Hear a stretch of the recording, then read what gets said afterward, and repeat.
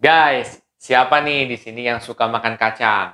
Nah, gue juga suka sih makan kacang. Jangan-jangan kacang yang lo makan itu merupakan produk dari perusahaan yang gue bakal bahas hari ini, yaitu tentang Garuda. Nah, penasaran kan Garuda itu performance sahamnya seperti apa? Menurut pendapat gue, temukan jawabannya setelah yang satu ini.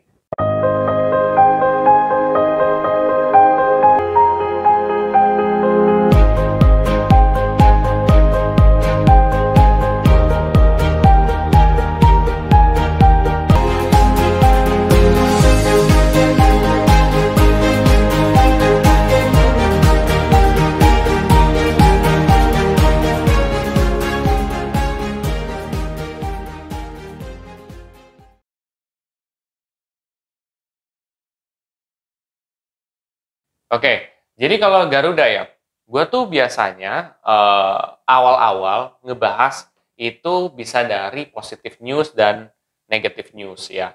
Cuman gue ngelihat di sini mungkin lebih ke positive newsnya aja ya. Kalau misalkan pengenalan dulu deh, Garuda itu apa? Nah, Garuda ini sebenarnya dia tuh ngejual ya kayak produk-produk kacang ya kan, kacang Garuda kan kalian tahu juga kan. Mungkin kalian suka makan. Nah, atau Pilus. Nah, terus juga Geri. Nah, mungkin kalian nggak duga nih, Geri itu ternyata produk dari Garuda juga gitu. Dari Garuda Food juga gitu. Nah, Geri itu salah satu produknya. Lalu juga ada Coklatos ya. Coklatos itu juga produk dari mereka. Ya kan minuman yang coklat itu, nah itu juga produk dari mereka. Jadi sebenarnya mungkin kalian juga tanpa kalian sadari ataupun kalian sadari kalian tuh suka eh, pakai produk dari Garuda Food juga. Nah, jadi sebenarnya dari brand image itu udah kuat banget tuh. Karena ya dari kacang Garuda, ya siapa sih nggak tahu kacang Garuda, Pak, gitu. Ya ini, gitu loh. Ini produknya dari Garuda Food ini, kayak gitu. Jadi brand image-nya udah kuat di masyarakat, ya. Itu yang pertama. Yang kedua, kita lihat dari laporan keuangan. Laporan keuangannya kayak gimana sih? Sehat nggak sih? Gitu. Nah, kalau gue laporan keuangan sebenarnya banyak banget yang harus dibahas, gitu. Cuman gue akan coba bikin simple aja. Gue biasanya menilai dari yang pertama, return on equity. Return on equity biasanya gue pengen ngeliat nih, apakah perusahaan ini efisien dalam pengelolaan modalnya atau tidak gitu. Semakin dia efisien berarti semakin tinggi ya jumlahnya. Nah di sini 11,2% ya. 11,2% menurut pendapat gue udah cukup bagus ya. Walaupun memang ada yang lebih tinggi, contoh seperti saham yang Indofood gitu kan, itu untuk saat ini itu lebih tinggi ya. Tapi dengan saham lain ya dibandingkan saham lain ada yang di bawah return on equity-nya. Tapi again ini positif. Kalau positif berarti mereka cukup efisien dalam pengelolaan modal mereka. Gitu. Itu sih. Nah, yang kedua itu gue ngelihat dari return on asset ya. Jadi return on asset tuh gue biasanya pengen tahu nih, mereka punya aset, kira-kira bagus nggak sih, efisien nggak sih dalam pengelolaan asetnya?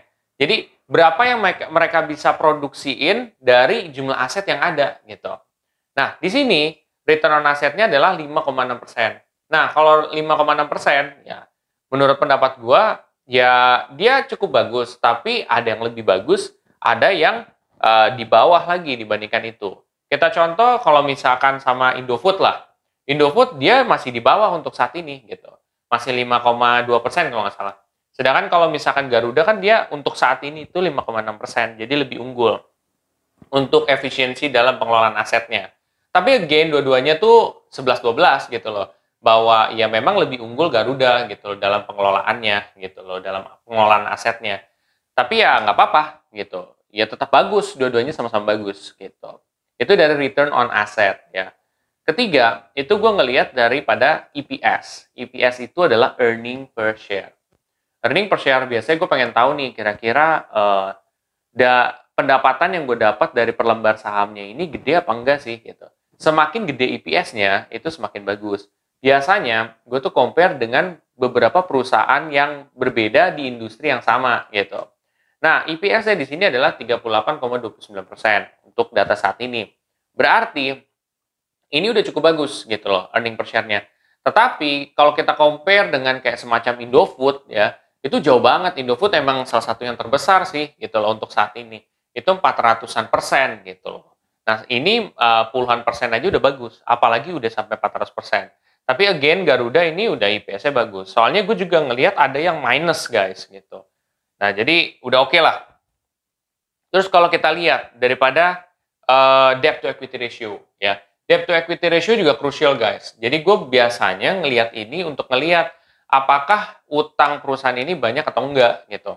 Nah, semakin DER-nya atau debt to equity ratio-nya itu tinggi, berarti semakin kita harus melihat lagi lebih dalam nih beberapa aspek lain, apakah ini bagus atau tidak gitu. Nah, di sini DER-nya ini atau debt to equity ratio-nya adalah 94%. Nah, 94% itu tinggi guys. Tetapi again ya, jangan berpikir bahwa oh ini pasti buruk nih. Enggak. Kalau kita compare dengan beberapa kuartal sebelum, ini tuh udah turun banget debt to equity ratio-nya. Berarti performance-nya sudah bagus. Nah, balik lagi ya. Utang boleh banyak, tapi kira-kira aset perusahaan ini gimana? Apakah bisa mengcover utangnya ini? Kalau misalkan bisa mengcover, berarti bagus. Nah, di sini gue biasanya ngelihat daripada current ratio. Nah, gue mau make sure current ratio-nya ini cukup tinggi, guys. Di atas dari 100%. Kalau misalkan dia di atas dari 100%, berarti asetnya dia tuh melebihi daripada utang-utangnya dia atau liabilities-nya dia gitu loh. Ya, liabilities itu juga termasuk debt ya. Ya, kayak gitu. Ya, kalau misalkan di sini data untuk saat ini sekitar 129,2%. Artinya kan dia udah di atas 100. Ya bagus gitu. Nggak masalah kalau misalkan dia punya utang misalkan 94% ya, debt to equity ratio-nya. Tapi ternyata current ratio-nya 129%. Berarti asetnya dia jauh lebih banyak dibandingkan utangnya dia. Dan bahkan jauh lebih banyak, bukan banyak doang gitu. Karena kalau banyak doang paling di bawah 100. Tapi kalau ini lebih banyak gitu, itu 100-an% gitu. Dan kalau misalkan yang gue tahu ya guys, kalau misalkan lu perusahaan ini mau minjem duit atau meminta utang gitu, akan lebih mudah kalau misalkan current ratio-nya itu di atas 100% gitu. Kalau di aplikasi Stockbit itu biasanya kayak di atas dari 1 koma gitu. Nah, itu sih. Itu sekilas soal debt to equity ratio. Lalu kalau gue lihat dari segi price-nya. Nah, price-nya ini jauh lebih unggul dibandingkan Indofood juga, ICBP ya. Gitu. Kalau kita lihat daripada kita compare ya, itu dia lebih bagus gitu. Itu untuk 1 tahun terakhir kalian udah bisa dapat keuntungan berapa puluh persen gitu kan, itu udah bagus. Sedangkan kalau ICBP kan nggak kayak gitu ya. Balik lagi, tadi dari segi penilaian kayak return on equity, ICBP lebih tinggi gitu. Tapi untuk price malah justru kebalik, Garuda Food malah lebih tinggi gitu sih.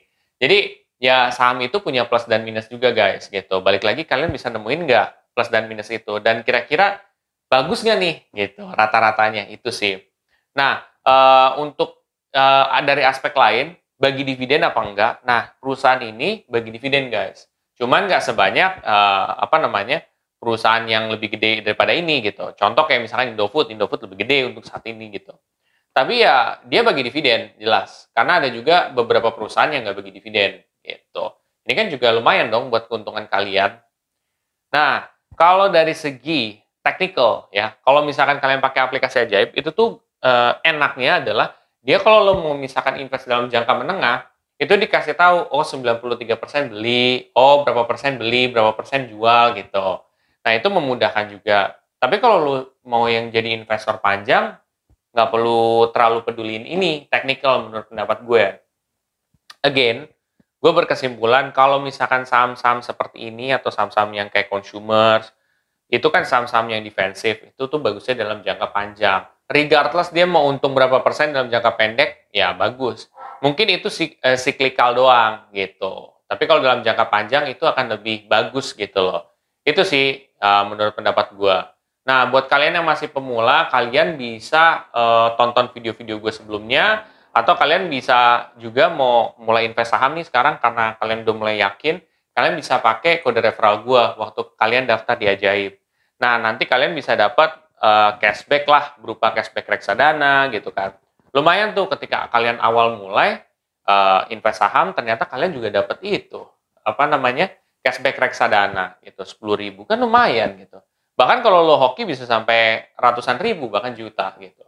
Tapi ya pastinya lo bisa dapat 10.000 gitu. Lumayan gitu loh. Kalau misalkan lu mulai dapet juga kan, gitu sih. Itu menurut pendapat gua. Tapi balik lagi semua keputusan di kalian guys, gitu. Ya, termasuk keputusan investasi ada di kalian. Seperti itu. Kalau kalian merasa video ini sangat bermanfaat, kalian bisa share aja ke teman-teman kalian yang lain. Dan jangan lupa untuk subscribe, like, dan komen di video gua. Sampai jumpa di video gue selanjutnya. Terima kasih.